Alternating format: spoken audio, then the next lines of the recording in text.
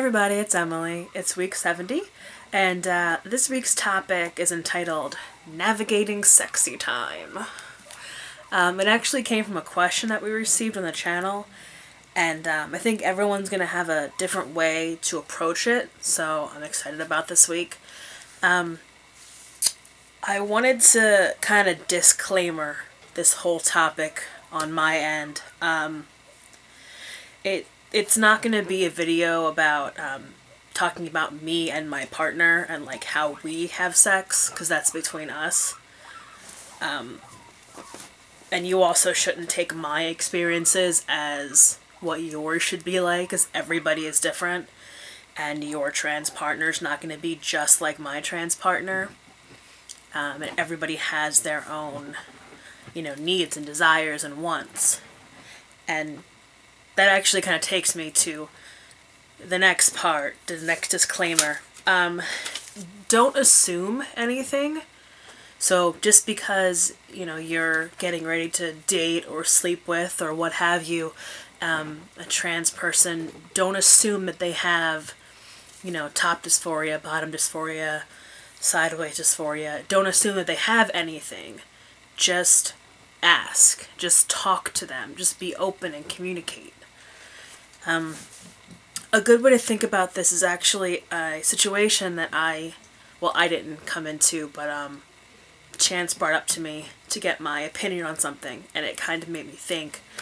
A guy was asking advice about how to make his girlfriend feel more comfortable and attractive in the bedroom because, as he put it, she's a big girl.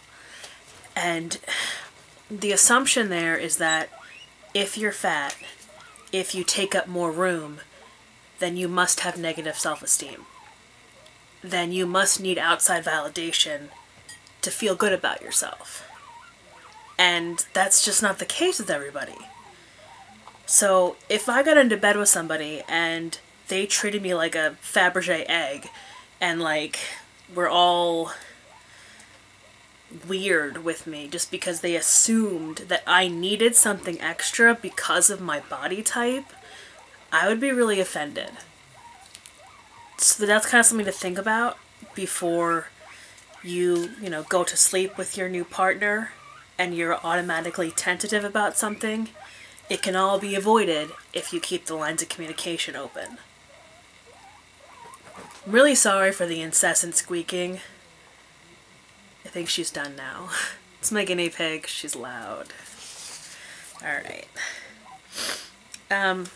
So, the only thing, I was going to say that the number one thing, but the only thing that really matters when it comes to this kind of stuff is communication.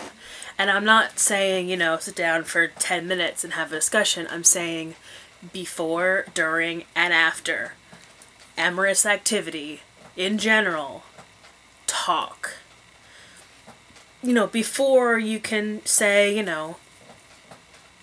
I don't see anything wrong with being open with your partner if it's a new experience.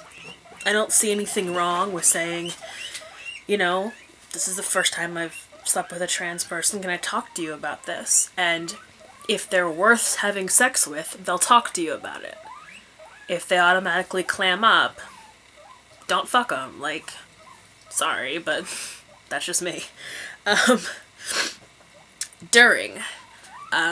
Some people like to talk during, some people aren't into it, but communication is different than, talking. So during, it's always good to, can I put my hand here? Can I touch this? Can I kiss you here? It can be really sexy for some people, but it's also super important if you're with somebody that has some kind of dysphoria. Or if they've mentioned to you, hey, I have dysphoria around my chest, and you can say, is it okay if I put my hand here? Is it okay if I touch you there? I think that's really important during, especially the first couple times, but you should really keep it going. And then after, and then, if you're laying there in post-coital bliss, you can just say, hey, did you like it when I blank? Was it okay when I did this? And you'll learn for next time, and you'll be able to grow together as a couple, even if you're not together as a sexual pairing. And that's important. And trust and communication is very important when it comes to sex. It makes it better, honestly, in my opinion. Okay, this can all tend to sound really technical and impersonal, so I really do encourage you to, focus on each other and stay in the moment and focus on your partner, but keep respect and boundaries and consent in mind. You don't know what people's triggers are. You don't know what people's issues are.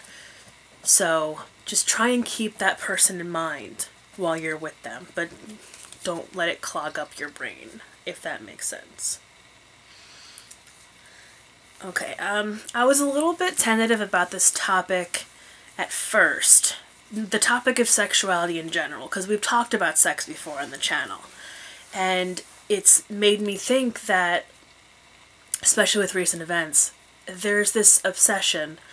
There's this societal obsession with trans people's genitals and how they have sex and how their partners interact with their genitals. Like, it's...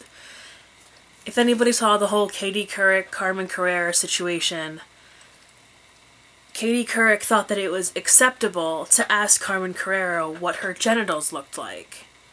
And then when Carmen said, "I'm not going to talk about that, that's personal," Katie Couric came back, cis-splaining, if you will, basically saying that Carmen, should tell her because she asked and she was interested about it. It's not okay, and I'll never understand this. It literally is a fascination that society has and the media has with trans people's genitals. It's ridiculous. And the only thing I can think of is it's easier to focus on that than to have a real conversation with the human being in front of you. It's easier to look at somebody that doesn't conform to your gender stereotypes and your norms and what you think, male and female and whatever the fuck have you are supposed to look like. It's easier to just ask what they're working with than to actually talk to them as a person. And I get it, it's scary, but this fascination and this zeroing in on people's shit, it needs to stop, and I don't even know how to approach that issue, honestly. All I can say is to keep being respectful, keep being kind to each other, keep communication open, and just be safe and sexy. Alright, till next time, guys. Bye.